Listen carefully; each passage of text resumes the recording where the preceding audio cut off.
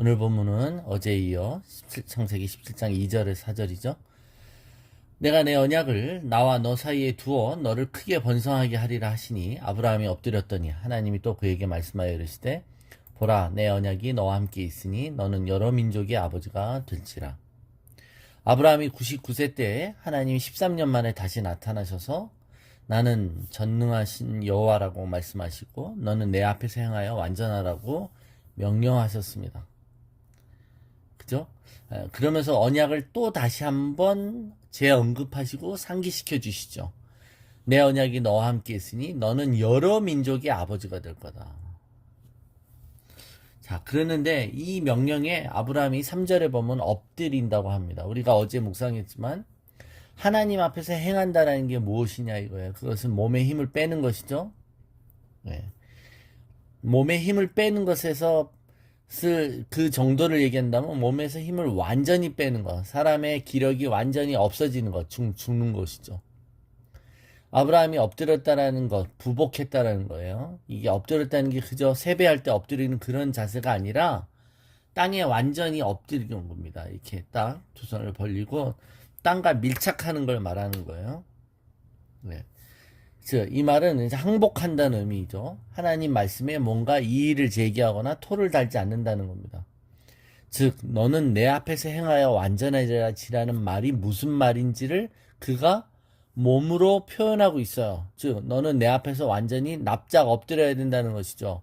나는 내 앞에서 완전히 부복해야 된다는 것이고 너는 내 앞에서 죽어야 한다는 거예요.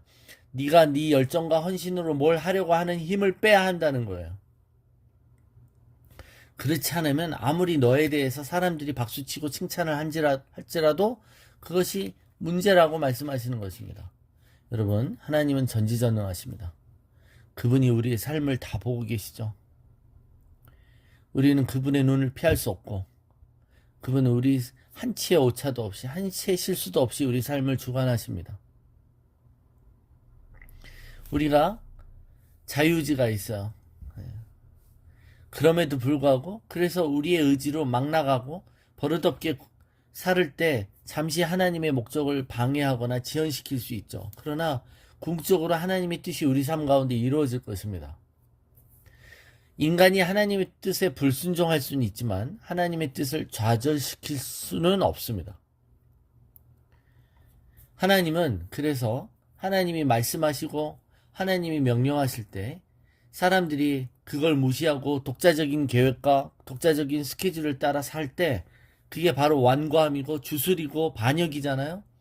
그럴 때 자신이 고집을 부릴 때 그냥 그들이 원하는 대로 내버려 두시죠. 그걸 허락해 주십니다. 근데 그게 복이 아니잖아요.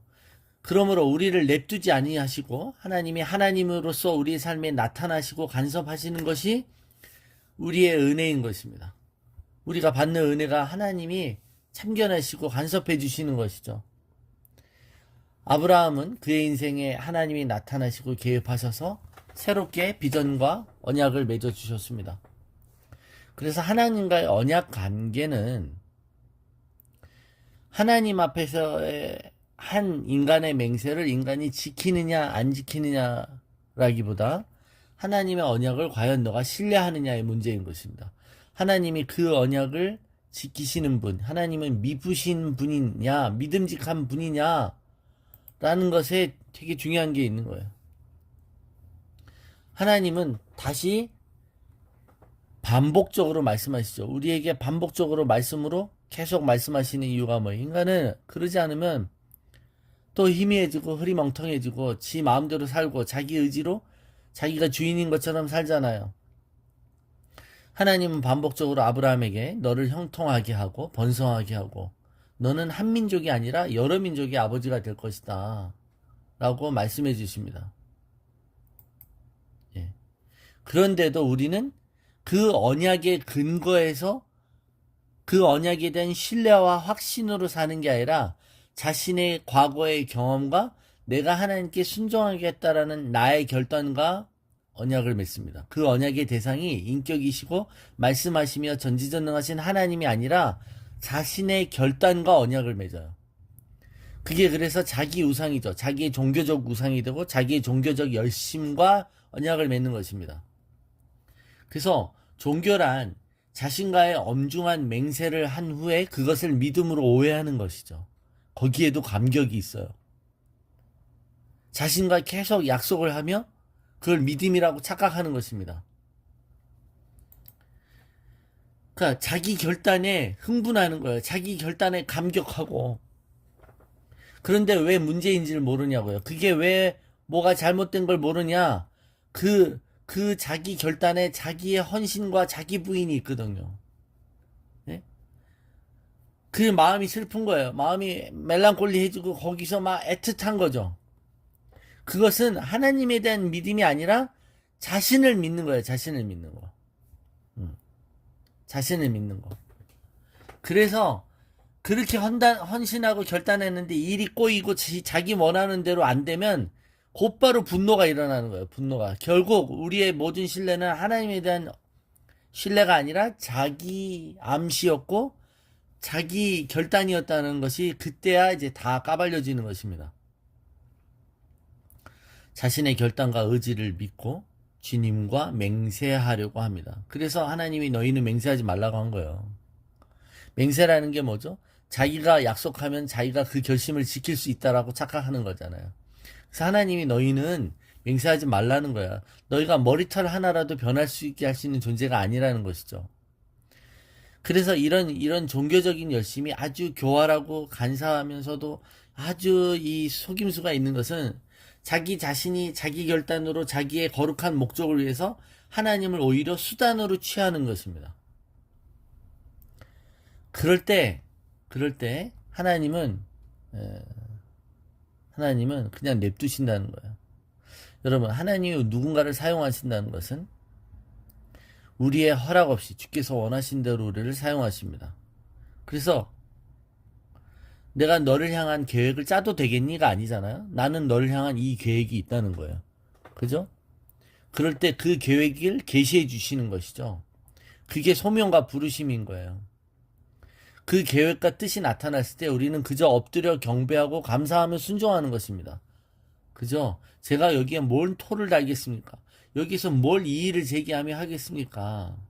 그래서 우리가 앞에 말했잖아요. 어떻게 그게 가능한 겁니까? 라는 질문을 던질 때 그게 거부하고 말도 안 돼. 그런 일은 못 일어나. 이런 질문이 아니라 너무나도 그것을 순응하면서 거기에 반응하면서 하나님의 말씀대로 될 걸 믿습니다. 그런데 머리가 나쁘고 이해할 수 없어서 어떻게 될지 궁금하네요. 라고 이 믿음으로 반응하는 표현이냐의 이 차이가 있다는 것이죠. 그래서 여러분, 하나님의 뜻이 계시가 되고 하나님의 뜻이 다시 한번 언약적으로 상기가 될 때 인간은 반드시 엎드려야만 돼요. 즉 자신을 죽여야만 합니다.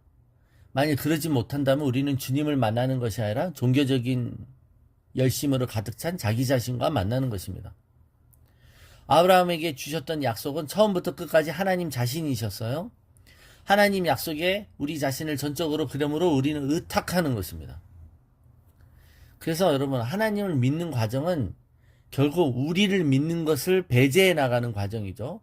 우리를 믿는 것을 포기하는 과정이에요. 그게 죽는 과정이고 거룩하게 되는 과정이죠. 왜? 하나님 앞에 거룩한 산제물로 드릴 때 산제물은 뭐예요? 죽이잖아요.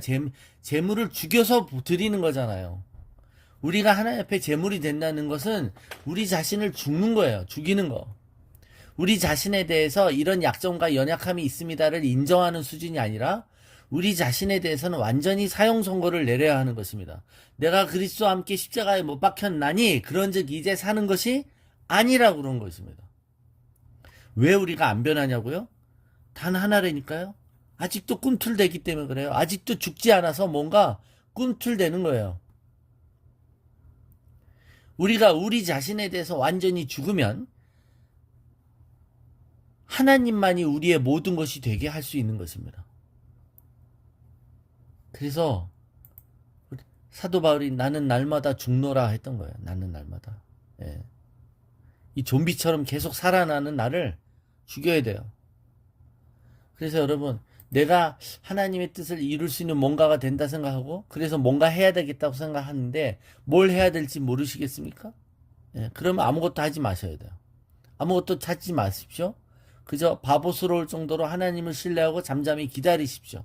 그래서 하나님 앞에서 뭐라 그래요? 하나님 앞에서 너는 잠잠하라고 하는 거예요. 잠잠하라고 하면 뭐 비아이들이에요. 멍청이가 되라 이겁니다. 멍청이가 되라.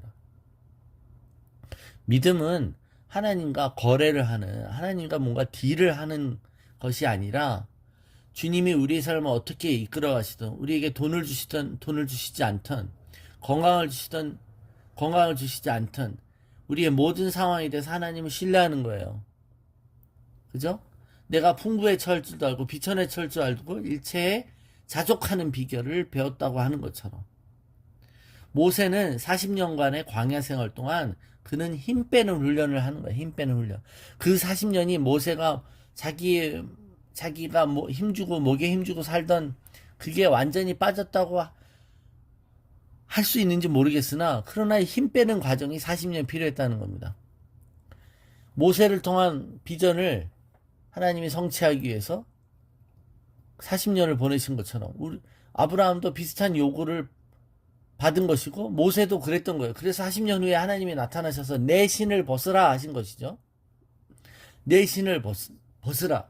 너의 옛사람을, 너의 과거를 다 버리라는 거예요. 네가 40년 동안 애굽의 궁중에서 최고 교육을 받은 박식한 사람으로서의 너의 과거의 경험, 네 의지하는 거 다 버리라는 거예요. 너의 열심을 다 내려놓으라는 것이죠. 그래서 여러분, 자기를 죽이는 자만이 진정한 예배를 드릴 수 있습니다. 우리는, 세상은 여러분 자기한테 자꾸 뭔가 얻는 거예요. 그죠? 자기한테 뭔가 장착하는 거고 훈장을 계속 달아가는 거예요. 프로필을 만들어가는 거고, 그래서 그 프로필을 남들과 비교하는 삶이에요. 근데 예수를 믿는 삶은 자기 다 내려놓는 거예요. 자기를 완전히 비우는 거예요. 그게 생각을 변화시키는 거죠. 마음을 새롭게 함으로 변화를 받는 데에 그 포인트라니까요. 자기를 죽이는 자만이 진정한 예배를 하나님께 드릴 수 있습니다. 하나님 앞에 엎드린다라는 것은 경배하고 예배한다는 것이죠. 즉, 예배할 때 여러분 다 엎드리셔야 돼요. 고개 뻣뻣이 들고 자기가 판단하면서 자기가 주인 행세하라는 게 예배가 아니라 교회 와서 부복하는 것이죠. 하나님 앞에 죽었으다 하는 거 아닙니까? 그래서 기다림의 과정이 자신이 무기력하고 자신이 죽은 것 같고 자신이 무가치해진 것 같지만 그 기다림의 과정이 순종의 훈련인 것입니다. 늘 말씀드리죠, 여러분. 교회는 자아를 죽이려고 오냐고요? 자아를 실현하려고 오냐고요? 자아를 죽이려고 온다니까요. 안 죽으니까 교회 와서 자아를 죽이는 거예요. 말씀을 통해 들음으로. 교회는 도살장인 거예요, 여러분.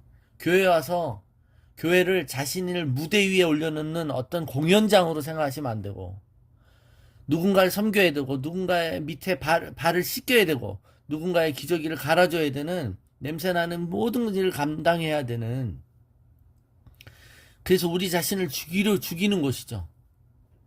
네. 교회 와서 죽지 않으면 교회가 죽는 거예요. 그래서 교회를 죽지 않은 사람들이 와서 교회를 죽이는 것이죠. 언약의 성취를 기다리는 그 기다림의 기간은 길고 고통스럽습니다. 그럼에도 불구하고 전지전능하시는 분은 이 모든 것을 보고 계시죠. 하나님은 이 모든 시간을 계산하고 계셔요. 하나님은 빈틈이 없으세요. 미안해. 내가 방관하는 동안 그렇게 시간이 흘렀네? 내가 약속을 좀 까먹었어. 이렇게 말씀하시는 분이 아니시잖아요. 미안해. 내가 잠시 한눈 팔는 사이에 너의 삶에 이런 일이 있었구나. 내가 앞으로는 주의할게. 이렇게 말하시는 분이 아니시잖아요. 하나님은 전지전능하시잖아요. 그래서 그분 앞에 우리는 부복해야 하는 것입니다. 주 앞에서 행하여 완전하라고 하시는 명령을 우리 어제도 오늘에 걸쳐서 묵상했습니다. 하나님 우리를 죽여주십시오 라고 기도하시는, 그리고 그 죽이는 것을 우리 자신이 해야 된다는 것을 우리 오늘도 깨닫고 하나님의 예배함으로 나가기를 원합니다.